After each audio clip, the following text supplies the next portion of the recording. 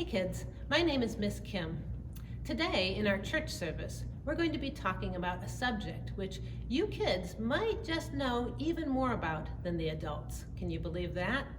We're going to be talking about being good followers. When I was a kid, we played a couple of games where you needed to be a good follower. One was called Follow the Leader. Have you ever played that? The leader tries to think of the craziest ways to walk, and everybody has to follow in a line trying to do whatever the leader is doing. If the leader skips, you skip. If she hops, you hop. And if she does a cartwheel, you have to try to do that too.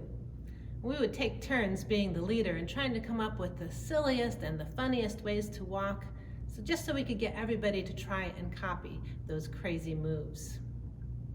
Another game that I used to play where you had to be a good follower was Simon Says. How about if you and I play a quick game of Simon Says right now? Now, if you haven't played before, I'll say Simon Says, followed by an action that you need to take. Like, Simon says, pat your head, and you pat your head. But here's the tricky part. You're only supposed to do what I say when I say Simon Says.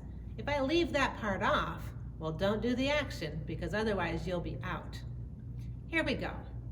Simon says, pat your head. Simon says, touch your nose. Simon says, rub your tummy. Simon says, stand up tall. Simon says, turn around one time.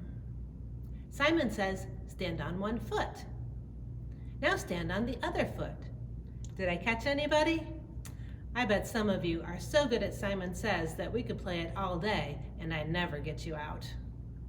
Well, we've been talking about Moses and the Israelites and their incredible journey through the desert. Moses was a leader and the Israelites needed to follow him. He was a good leader too, but do you know who the real leader of the Israelites was? It was God. God wanted the Israelites to learn to be good followers. And they weren't too good at it, especially at first. They kind of liked to go off in other directions, to do their own thing. But God wanted them to be his people. He wanted them to be special. And to be his people, they needed to learn to be good followers. In our Bible story today, God made it pretty easy for the Israelites to know how to follow him. He wasn't trying to trick them like I tried to trick you in Simon Says. In fact, he gave them a great big pillar of cloud to follow during the day and a pillar of fire to follow at night. You could hardly miss that. God wanted the Israelites to learn to trust him and to follow him. His follow the leader game went sort of like this. When the pillar stopped, they were supposed to stop and wait. And when it moved, they were supposed to follow it. Pretty simple.